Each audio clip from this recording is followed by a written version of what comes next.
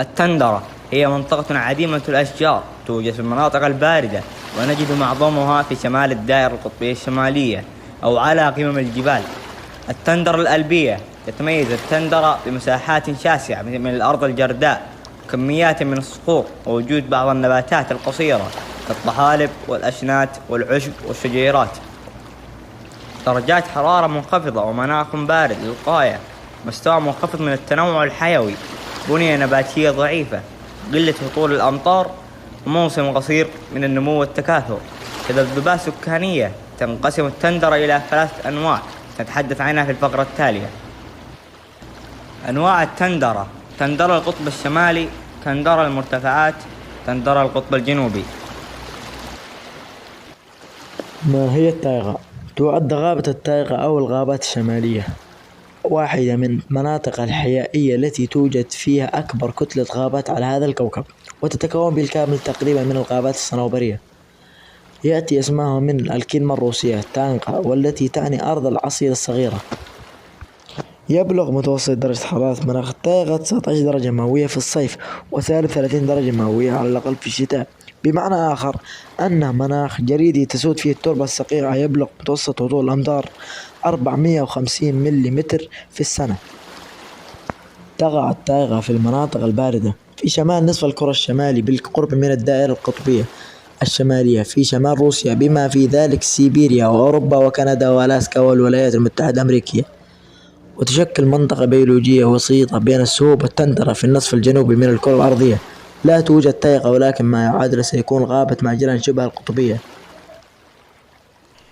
تنمو الغابات المعتدلة في المناطق التي بها مجموعة واسعة من المناخات، وعلى الرغم من أن عدد أنواع الحيوانات الغابة المعتدلة والنباتات أقل من الغابات المطيرة، فإن الغابات المعتدلة تعد واحدة من أغنى الموائل على هذا الكوكب، حيث تحتوي الغابات المعتدلة على العديد من الحيوانات المختلفة التي تعيش داخلها، وحتى الحيوانات المهاجرة مثل الطيور التي تعيش في هذه الغابات حول العالم. أنواع الغابات المعتدلة: الغابات المتساقطة. هناك نوعان رئيسيان من الغابات المعتدلة، وهما الغابات المتساقطة والغابات الدائمة الخضراء.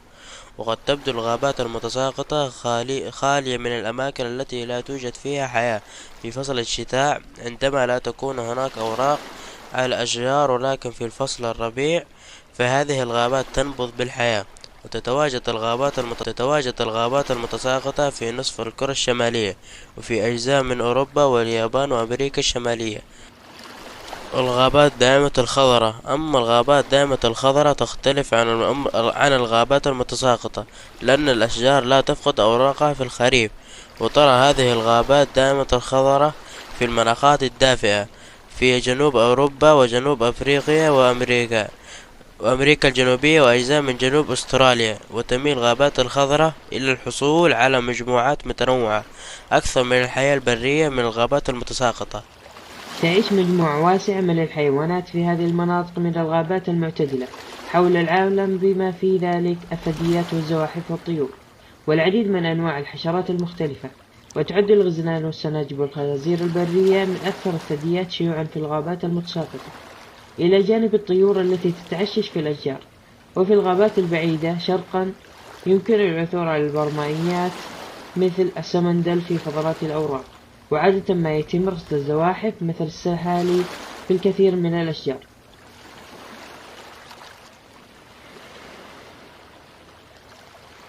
المناطق العشبية المعتدلة غطاء نباتي واسع من الأعشاب والشجيرات القصيرة، يمكننا أن نستوحي منها اسمها بأن أكثر أشكال النباتات فيها وفرت هي الحشائش، إذ تتمتع هذه المناطق العشبية الاستوائية المعتدلة بمناخ أكثر اعتدالا، على عكس السافان الاستوائية التي تحتوي على انتشار أكبر من الأشجار والشجيرات. واحد من الجدير بالذكر أن درجة حرارة في المناطق العشبية المعتدلة تلعب دور كبير على مواسم النمو. توجد الأراضي العشبية معتدلة في جميع أنحاء العالم بشكل عام. في المناطق الداخلية للقارات تقع في الأغلب شمال أو جنوب مدار السرطان ومدار الجدي. الصحراء. توجد الصحاري في كل قارة ما عدا أوروبا، والصحراء هي أي منطقة يزيد معدل التبخر السنوي فيها على معدل الهطول.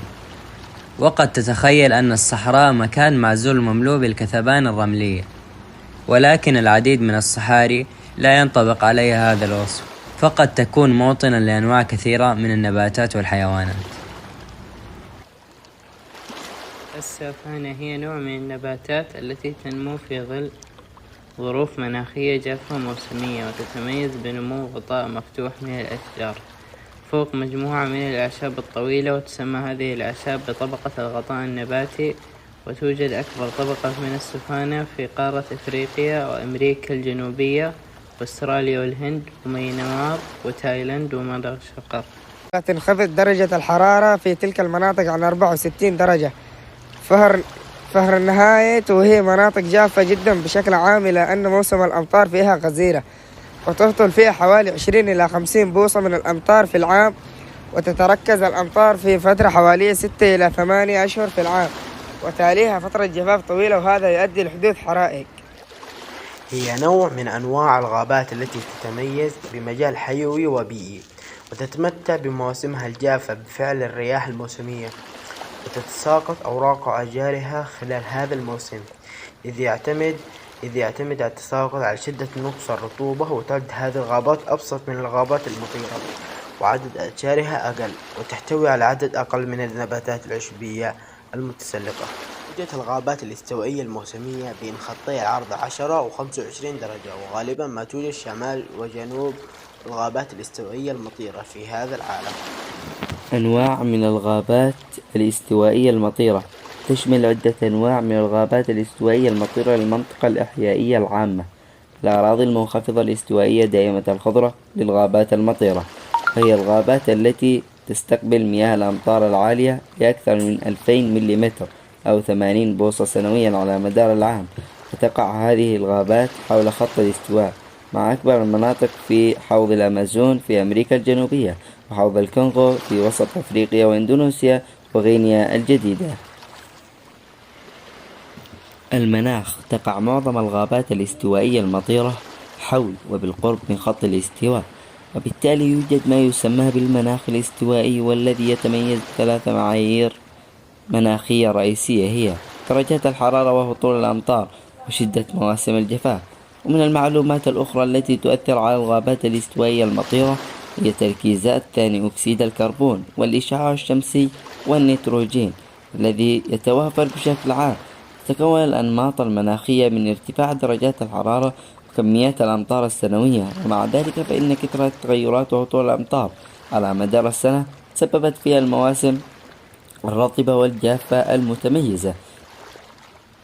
المناطق القطبية الأرض هي المناطق الكرة الأرضية التي تحيط بالقطبين، ومعروفة كذلك بالمناطق الباردة في القطب الشمالي والجنوبي، يكونان مركزها تلك المنطقتين، يهيمين عليهما غطاء الجليد القطبي الذي يكون على المحيط المتجمد الشمالي والقارة القطبية الجنوبية.